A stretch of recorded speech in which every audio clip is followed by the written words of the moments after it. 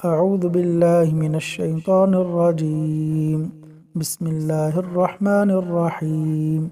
قرض سے چھٹکارا دلانے والا وظیفہ۔ رسول اللہ صلی اللہ علیہ وسلم اپنی نماز میں یہ دعا کیا کرتے تھے: اللہم انی اعوذ بک اللہم انی اعوذ بک من المأثم والمغرم من المأثم والمغرم اللہم انی اعوذ بک من المأثم والمغرم۔ قرض کے نقصانات کے متعلق آپ صلی اللہ علیہ وسلم نے فرمایا: جب بندہ مقروض ہوتا ہے تو مجبوراً جھوٹ بولتا ہے اور وعدہ کر کے خلاف ورزی کرتا ہے۔ صحیح بخاری، حدیث نمبر 2397۔